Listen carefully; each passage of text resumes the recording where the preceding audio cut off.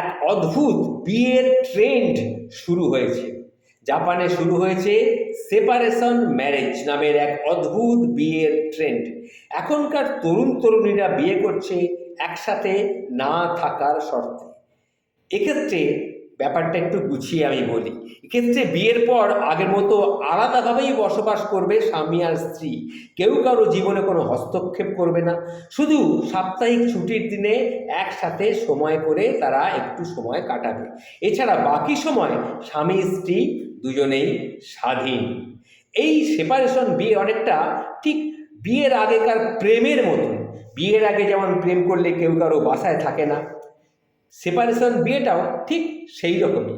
এক্ষেত্রে আইনগতভাবে বিয়ে হয়, কিন্তু স্বামী স্ত্রী দুজনেই আগের মতন, অর্থাৎ কুমার এবং কুমারীর মতন জীবন কাটাতে থাকে।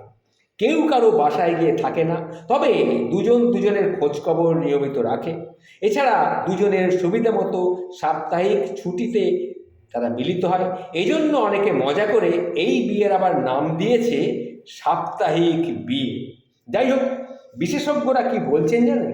বিশেষজ্ঞরা বলছেন জাপানে এই এইরকম বিয়ে বিশেষভাবে জনপ্রিয় হয়ে উঠেছে। এই সেপারেশন বিয়ে এর একটা ইতিবাচক দিক রয়েছে। সাধারণত বিয়ের পর স্বামী স্ত্রী দুজনের ঘাড়েই অনেক দায়িত্ব বেড়ে যায়। ব্যস্ততার কারণে তখন নিজেকেই সময় দেওয়া হয় না। এর উপর যুক্ত হয় সংসারের বাড়তি চাপ, ফলে অনেক সময় অনেক রকম সমস্যাও দেখা দেয়।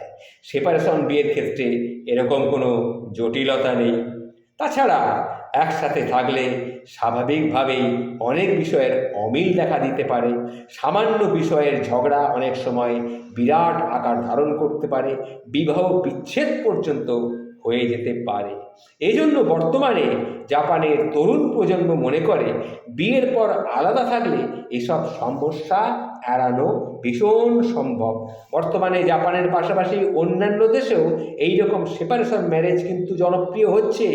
ধারণা করা যায় এই বিশ্বায়নের যুগে আগামীতে হয়তো আমাদের ভারতবর্ষ বা ভারতবর্ষের আশেপাশের দেশগুলোতেও এই বিয়ের ট্রেন্ড, অর্থাৎ সেপারেশন ম্যারেজের ট্রেন্ড দেখা দিতে পারে।